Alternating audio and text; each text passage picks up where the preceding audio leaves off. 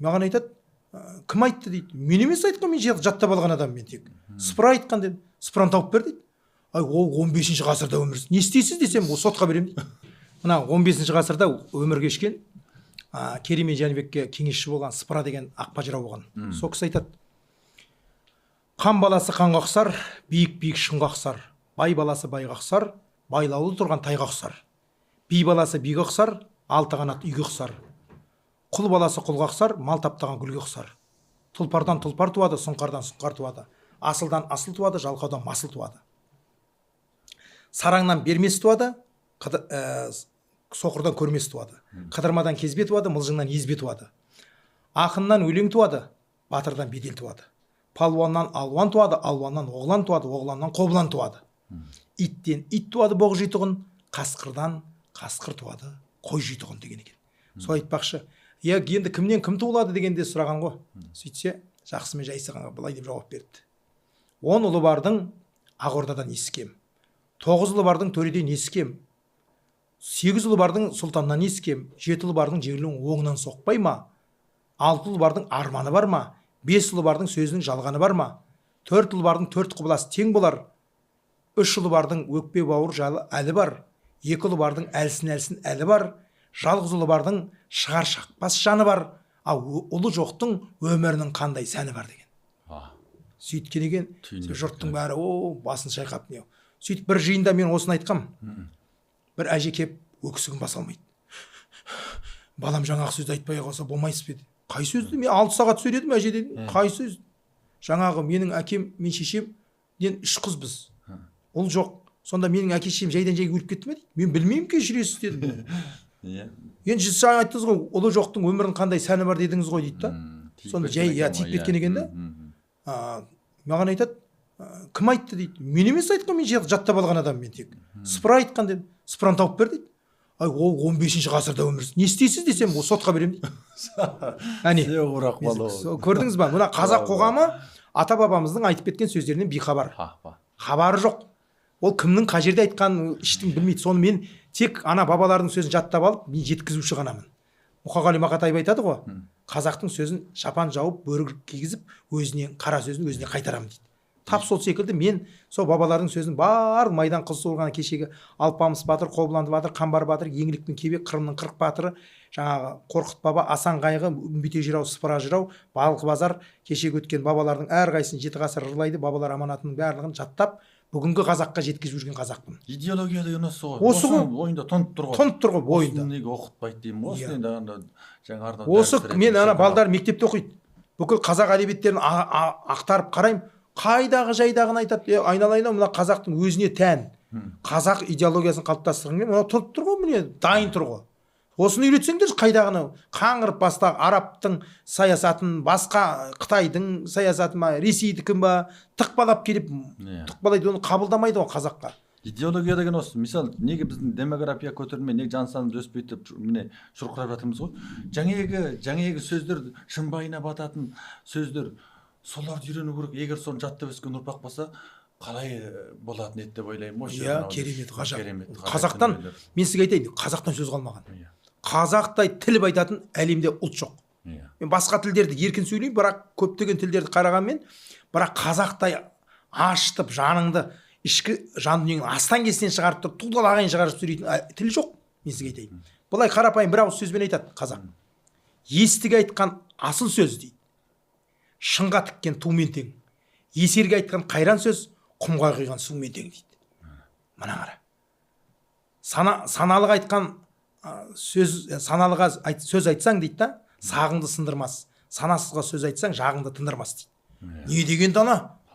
Әзілкештің сөзі әзілмен тең, бірақ бір күлуден қалмайтын. Салмақтың сөзі ажалмен тең, жаныңды алмай қоймайтын дейді. Міне қазақтың сөзі, осыны білмейді бүгінгі қазақ. Оның сыр сипатын білмейді, мағынасын түсінбейді. Ғажап қой, қазақ деген сөзден бар ғой, ешқандай артық өйтіп сөз саптау, 7 рет өлшеп 1 рет кесу. Бір сөз айтсаң жақсыға аталы сөзге тоқтайды, бір сөз айтсаң жаманға өмірінде ұқпайды. Надандықтың белгісі өзін өзі мақтайды, көкірегі соқырға өмір таң атпайды, шешенің тілі дария қап түбінде жатпайды дейді. Ақтайлақ жырау. 95 жыл ғұмыр кешкен. Афоризм қазақтың Омар Хайям Фирдаусиден артық айтпаса кем айтпайды. Кез келгенде. Иә, жақсы адам байқап сөйлейді, жаман адам шайқап сөйлейді. Жақсымен жанас, жаманнан адас. Жақсыдан шапағат, жаманнан кесапат. Жақсының алдында аунап жат, жаманның алдынан аулақ тарт дейді. Бір жақсының айтқан әрбір сөзі диірменнен шыққандай, жаманның сөзі түйеден түскендей дейді. Бұндай айту деген мен сыйған философия. Осыны сіңіру керек ұрпаққа. Иә. Ой Алла. Енді жаңағы сіздің пайымыңызша біздің демографияны көтеруге қандай тәсілдер керек? Осы шетте қандастар шақырудан бастап енді. Кеше ғана жаңбырдан кейінгі саңырауқұлақтай аспаннан түскен, аспаннан ешкім салбырап түспейді. Бәрі ақырын қалыптасатын дүние ғой. Осы 60-шы жылдары мына қазақтың 5 облысын бермей қойғаны Хрущевқа 60-шы жылдары. Қазақтың Нарғасқа ұлы Жұмабек Ташенов деген мемлекет қайраткер болған. Жаңағы Хрущев, Никита Сергеевич Хрущев сені жаңағы саған қылмыстық іс қозғап сені түрмеге қамаймын деген кезде оған қарамай 5 облысты алып қойсаң қазаққа не қалады? Не қалады сонда қазаққа? Иә, мына нағыз қазақтың құнарлы жерін сен қайта бізге сонда қай жерді бермекшісіз, Никита Сергеевич дейді. Бермесеңіз мен ана халықаралық ұйымдарға хат жазамын, анау Америкаға. Иә, бүкіл сол кезде барып анау тартыншақтап тоқтап сол өзі қызметінен кетсе дағы өзінің анау 5 облысты бермей қойды ғой. Осындай мемлекеттің қайраткерлігі, осындай ұлтының қамын ойлайтын, қазақ десе қабырғасы қайысып, қазақ десе ішкен ашын жерге қоятын, қазақ десе мұңын мұңдап жоғын жоқтайтын азаматтар бізге ауадай қажет. Біз зәруміз сонда, мәжбүрміз қазір. Ол бір Жұмабек Ташенов. Мен қақсап жүрмін жылдар бойы. Одан кейін екінші адам бар, Өзбекәлі Жәнібек деген кісі болды. Барған жерінде мынау Арқалыққа барып музей ашты, ұлттық аспаптар оркестрін ашты, кейін оны Қызылордаға төмендетіп жіберді. Қай жерге барса музей ашады, қазақтың ұлттық дәрістерін не қылады, өткізеді. Мемлекет қайраткер кесенелердің бәрін сақтап барлық сол Өзбекәлі кешегі 92-ші жылы нені Петербордан хат жазып отырып, бермеймін деген Тайқазанды халықаралық неге жазам деп қорқытып Мәскеуде. Сөйтіп Тайқазанда кеткен елге. Тайқазанды. Өкінішке қарай Тайқазан келген Түркістанға. Келгенімен басындағы қақпағы жоқ. Қазақ айтады, иттен ұят кетсе, қазаннан қақпақ кетеді дейді. Неге қазақ бетімен кетіп жатыр? 1-2 болмайды, 2-4 болмайды. Себебі қазанның қақпағы жоқ. Алып қойған ана жақта, Санкт-Петербургта, Эрмитажда жатыр. Соны алдырту керек. Сондай нәрсемен айналысу керек қой мемлекетке. Олар сотталған, сотталмаған деп олардан сұрамайды. Біздің қазақтан келіп сұрайды. Өзбекстаннан келген, мен шырылдап жүрген қаншама азаматтар келген, сотталдың ба, сотталмадың ба? Сен қазақ екенің дәлелде дейді. Өткен жылы 24-ші жылы Өзбекстанда Шавкат Мирзаев президенті паспортын ауыстырып тастады халқының. Сол кезде біздің кезімізде осыдан 20 жыл бұрын паспорттың ішінде қазақ ұлты қозақ деп жазатын еді, ұлтын жазатын еді. Қазір ұлт жоқ. Өзбекстан азаматы деген ғана. Сосын мына жерге келсе, мына жердегі мәңгүрттер алады да, сен қазақ екенің дәлелде дейді. Сен қазақша үйреніп алған өзбексің ғой деп шығады. Өйткені Өзбекстан паспортымен келіп тұр ғой. Сен дәлелде дейді. Ол қалай дәлелдейді? Сен орыстардан дәлелдеп атқан жоқ қой. Орыстар қазақтың қ деген әрпін білмей ішіңе сіңіп азаматтығын алып ішінде ойранып салып жүр ғой білген істеп.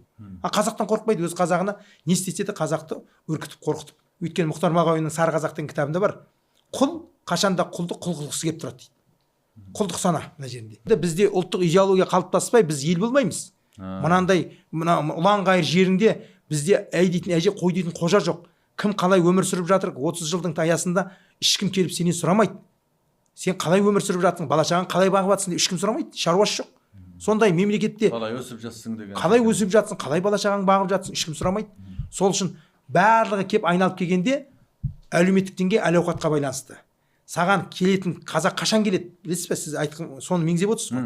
Келеді қашан жағдай жасасаң, квота берсе. Баяғы біздің кезген кезде квота берді ғой. Тым болмаса аяғыңа тұрып кететіндей қылып, сен келген кезде бір сенің артыңды жабатын бірдеңе тиын тебен берсе, келеді.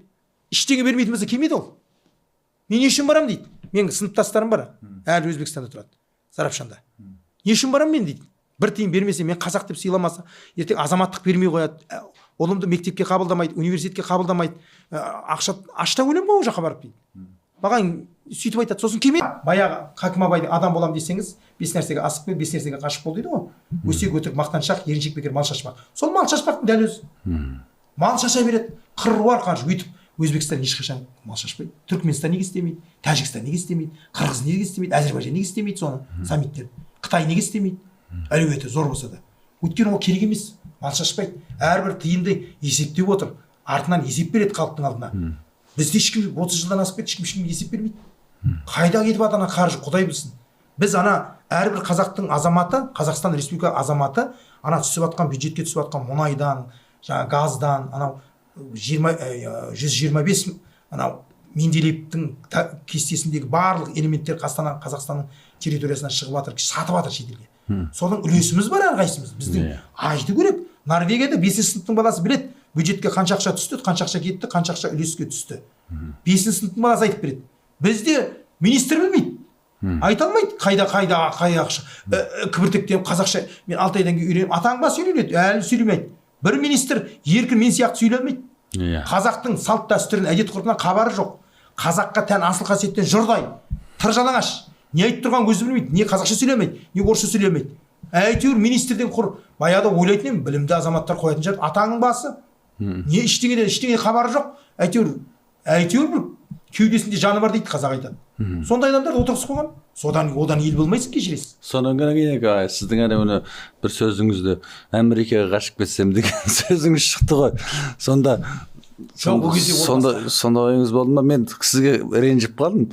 Мынау елге тұтқа баратын сіздер әшейін тұра шетелге қашқаны мына елге, мына ұлтқа кім ие болады деген. Жоқ, оның ар жағы мысалы ол жерде қиып тастаған ғой, ол жерде монтажбен қиып тастады. Мен айтпақшы басқа дүние. Америка қазіргі таңда білімнен, ғылымнан, ұлтыңа, түр-түсіңе, ұлтыңа, басқаңа қарамайды. Америка деген бүкіл барлық саладан алдағы мемлекет ретінде, оғанда барғандағы мақсат барып жақсылық игіліктерін алып, мына елге келіп сіңіру. Мақсат сол еді. Сен өйткені мына жерден түк шықпайды. Өйткені ана ағаларың не тізгінді бермейді, не үрілді бермейді, ештеңесін бермейді, не министр қылмайды ештеңе. Отыр уақыттан озып. Уақыт күн өткен сайын сен мен де шайтан емеспін. Өмір бақи жүре бермеймін. 48-де де. Ертең 58 келеді, әлемдегі 60-ге. Мен де шал боламын. Шал болған көтіне бір тебет ешкім керек емессің. Абылай ханға не деді Бұқар жырау? Абылай өзің абайла, тыңшы бар дейді маңайда. Естіп қойса оңай ма, жыртығыңды әрдайым әке шешең жамай ма? Жасың 60-тан асқанда жастарға орын бер, жарай ма дейді. 60-қа біттің деген сөз. Сенен кейінгі буын өседі. Тіреліп тұрады. 60-қа келген кезде сен шаруаң бітті деген сөз. Сен тізгінді басқаларға бер. Тізгін бер, өмірдің, табиғаттың заңдылығы солай. Сенен кейінгі буын тіреліп тұр. Босат орынды деп. Аманалар 70-ке 80-ге келеді, босатпайды, отыра береді. Сонда біздер қашан жұмыс істеуіміз керек? Қай кезде? Айтса. Ертең бізден кейінгі да буын айтады ғой, айналайын. Жұмамұрат, сен мықты болсаң өзіңе тізгінді босат. Бізде жұмыс істейік дейді ғой ертең кейінгі. Ақсақал, орынды босатпай ұялмайсың ба? Ұятсыз дейді ғой. Сонда мен не деймін оған? Мені алдындағылар босатты дейді ма? Сөйтіп жүреміз ба? Солай. Америкаға кетем дегенің сол көзді айтылған екен. Енді сондай ғой. Қазір бізде алаңдайтынымыз сол ғой. Қазір шетелге кетіп жатыр, кетті арындылардың бәрі шетелде. Мемлекеттің ақшасымен де оқитындары бар, былай да кететіндері бар. Барып енді сол жақтың тәжірибесіменен білімін алып келіп осы отанды көркейтуге неге салмайды деп сол жақта қалады. Мен көріп отырмын, елден нопасын өшіретін тіпті өзіміздің қатардағы ұлтымыздың азаматтары да көп екен де, сол шетелге қоныс аударып Америкаға, басқа елдерге. Неге жан ашымайды дейтін нәрсе? Бұл неге керек емес ау шіркін? Деп осыған зығырданым қайнайды ғой мынау. Міне оған жауап біреу-ақ. Осыдан 100 жыл бұрын Ахмет Байтұрсынов Алаш орданы құрып жатқанда Қазақ газетінде жазды. Ең бірінші, ерім деген ел болмаса, елім деген ер қайдан туады дейді. Осыған сізге жауап осақ біреу-ақ. Өйткені ұлтқа қызмет ету білмеңіз мінезден дейтін сөзде мінез жоқта болуы мүмкін ба деп ойлаймын. Содан бәрі. Себебі мемлекет саған жағдай жасау керек. Мысалы Американың арманы не деп сұраған ғой. Сөйтсе Американың жағдайы мынау. Тек қана осы елге үлесімді қос. Қай сала болсан фарқы жоқ. Америкаға сен мына бірдеңені білем деп барсаң, сол саладан жұмыс істесең, сен аямай ақша төлейді. Сені аялайды, қорғайды, полициямен қорғайды керек болса. Сен соның несіне салсаң, құнды бір ақпаратын я бірдеңесін. Сені сондай шыбын қондырмайды үстіңе. Ұлттық идеология жаңа неге шетелге қашып кетеді, неге өйтеді? Осының барлық идеологияның жоқтығы, оған жауап беретін адамның жоқтығы. Қысқасы, жаны ашитын шырылдайды. Қазақ айтады, жаны ашымастың қасында басың ауырмасын дейді. Жаны ашымайды. Ұлтына, еліме, мына қазағыма болсыншы, мына қазақ қой, өзім елім қой, отаным қой. Мына осыған дәл келетін, осыдан 1975 жылы бар жоғы 45 жасында қазақтың біртуар ақиық ақыны Мұқағали Мақатаев отан деген өлең жазды. Сонда былай дейді: мен оның күнін сүйем, түнін сүйем. Ағынды көл асқар тау гүлін сүйем. Мен оның қасиетті тілін сүйем. Мен оның құдіретті үнін сүйем. Бар жәндігін сүйемін қыбырлаған, бәрі маған отан деп сыбырлаған. Жаным менің кеудемді жарып шықты, бос торғай бұл оның шырлаған. Отан, отан бәрінен биік екен, мен оны мәңгілікке сүйіп өтем дейді. Одан артық не айтасыз? Одан артық айту мүмкін емес. Дәл үстіп айтатын жастар шіркін, жоқ, не айтасың? Біздің ауылда мен жиенімін. Осы Мұқағалилармен бірге жүрген кісі болған, Өмірзақ Қожамұрат деген. Ауылда Тамдының Қызылқұмның ортасында жүрген айтқан сөзін тыңдаңызшы, ажап жұмаржан. Мен соның жиенімін, туған жиені. Ол нағашым Қиқатан Балқы, Өмірзақ Қожамұратов. Былай дейді: маған Мекке, Медине, Венецияң мен Парижне, туған жердің шөліндей ыстық емес әрине. Менделейіп кестесіне сыймаған, мен Тамдыға теңеу таппай қиналам, мүмкін емес мақсатына жетпеуі, туған жердің топырағын сыйлаған дейді. Бұдан артық не айтасың, көкем? Ғажап тіледі ғой. Міне ақын деп осындай айтады. Қазіргі бүгінгі ақындар біреу қағаздарын әкеледі, маған көрсетіп береді. Жұмеке, сіз енді жыраусыз, анандай 7 күн 7 түн жырлайсыз ғой. Мына жырау, мына өлеңін тексеріп берші дейді. Өлең жарайды деп қарасаң, анау трактор 3 кісін бұрап тұр дейді. Оны 2-нің бірі жазады ғой. Ол өлең емес қой. Өзбекстандағы қандастардың негіз жағынан осы идеология саласындағы ақын жазушылардың еңбектері осы Қазақстанға дерліктей таныстырылды ма? Негіз жағынан ортақ қой енді бізде шекара жоқ қой. Ортақ болғанмен бізде байланыс өте кемшін. Ол жақта қандастардың еңбектері осында. Өйткені сол жақта қарапайым, міне алысқа бармай, міне 19, 20, 21 тамыз күндері Астана қаласында спикер, сенаторлардың төрағасы Мәулен Әшімбаев деген кісі басқарған Өзбекстанның сенат депутаттарының спикері келді. Зиялы қауымдарын, академик, профессор, жазушы ақындарын айтып келді. Өзбек бір қора адамды. Сөйтіп 3 күн бойы бірінші форум өтті. Сол форумда Төлен Әбдік 83-ке келген. Роза Мұқанова әкім Таразидің әйелі. Одан кейін Дархан сенатор Қыдырәлі келді. Орыс тілінде сөйлеп отыр. Бір-бірімен орыс тілінде солдығы қандай көргені болады ол жерде. Өзбекстанда «ө» деген әріп білмейтін адамдар отырып алып, сол өзбекпен талқылайды. Жүрміз ғой көкем-ау. Оларда ізденіс жоқ, мысалы. Бір осындай форум өтейін деп жатыр, жалпы өзбектің мәдениетін, әдебиетін, өзбек халқы туралы, Өзбекстаннан келген, өзбектің ішінен шыққан өзінің қазақтар бар ма? Бізде келген. Сонша миллион халық келіп жатыр. Арасында неужели шықпайды? Бәрі шетінен күрек алып, құрылыста жүрмейді ғой. Оқыған, тоқыған ішінде бар, әлеуметтік желі толған Жұмамұрат Кеңесұлы Шәмші тұр ғой Өзбекстанда. Жұрттың соқыр адамды біледі ғой оның бар екенін. Осы Астанада тұр екен, деп хабарласып келіп бір ауыз сөзіңізді ортаға салсаңыз десе біз барамыз ғой. Келсе бір ауыз ананың мақтанғанмен оны ораймын ана жерде. Басы Шейбаниден бастаймыз, мен жағы Ғафур Ғұлам деген ақынына дейін бүкіл жазып кеткен